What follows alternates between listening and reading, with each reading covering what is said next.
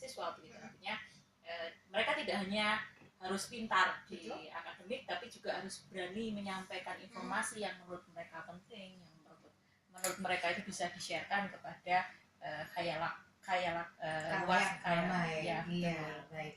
Karena kalau mahasiswa yang pintar, IPK-nya tinggi, dapat beasiswa banyak jumlahnya ya Bu ya. Tapi tentunya akan lebih punya nilai lebih lagi kalau bisa menyampaikan ide-idenya, pemikirannya, bisa berbicara dengan baik di depan umum begitu ya. Iya.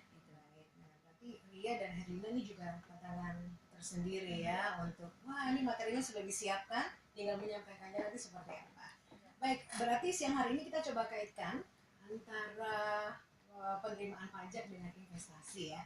Tapi bisa dijelaskan dulu oleh Ria boleh, Herlina boleh tentang pajak itu apa sih? Silakan. Ya, kalau menurut saya pajak itu merupakan iuran wajib setiap warga negara memberikan kontribusinya terhadap negara dan tidak bisa didapatkan interpretasi secara langsung. Dalam artian kita sudah bayar pajak, apa nantinya itu langsung kita dapat imbalannya. Gitu ya? Jadi imbalan dari itu bisa dirasakan nanti. Gitu. Baik. Berarti kalau udah bayar pajak nggak boleh ngarep imbalannya apa ya gitu ya.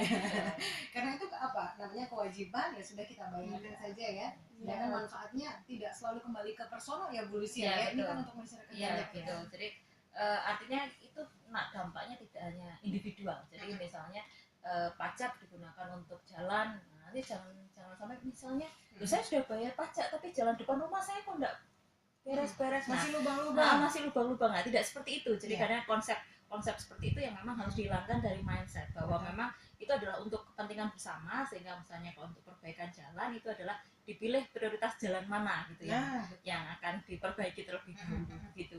Ya, karena itu ada kementerian sendiri yang mengatur ya Bu ya, Kementerian Pekerjaan Umum sampai kemudian turun ke pemerintah di bawahnya. Baik, kalau begitu secara definisi fungsi pajak itu sendiri apa ya? Ria atau Herlina? Saya.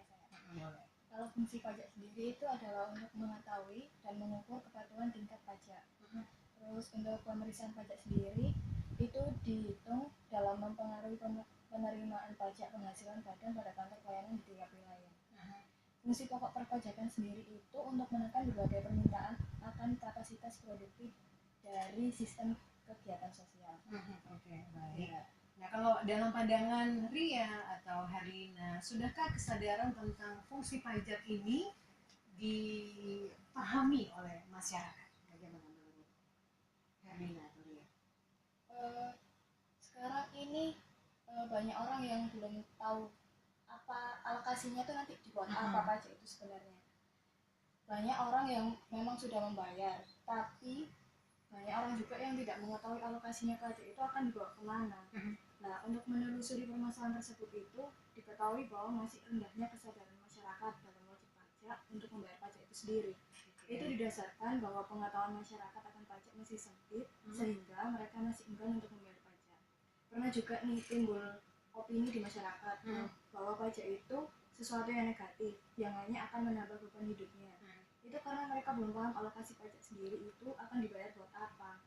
Jalanan yang kita lewati itu sebenarnya yang udah kita lewati setiap harinya itu untuk untuk aktivitas kita itu sebenarnya itu uang dari pajak sendiri.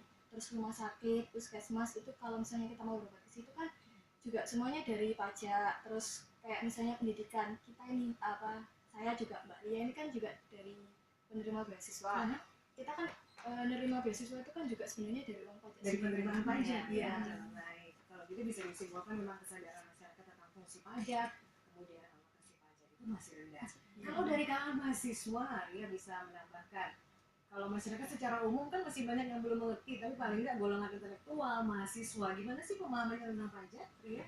Kalau dari pajak itu, jadi setiap infrastruktur maupun apapun yang diberikan fasilitas dari pemerintah itu memang sebagian besar berasal dari pajak. Karena setiap seperti yang dikatakan Herlina tadi, fasilitas umum seperti rumah sakit, ada jembatan, jalan raya dan lain sebagainya itu memang berasal dari pajak, karena pajak itu merupakan salah satu sumber penerimaan terbesar yang didapatkan oleh suatu negara. Gitu ya. Baik, ini baru perbincangan awal kita Profesional Sindo Trijaya. Nanti berikutnya akan semakin menarik lagi karena kita akan kupas juga tentang perbedaan tarif pajak penghasilan ya di berbagai negara, termasuk juga bagaimana pengaruhnya tarif pajak semacam ini terhadap pertumbuhan regional dan global suatu negara. Tetap bersama kami.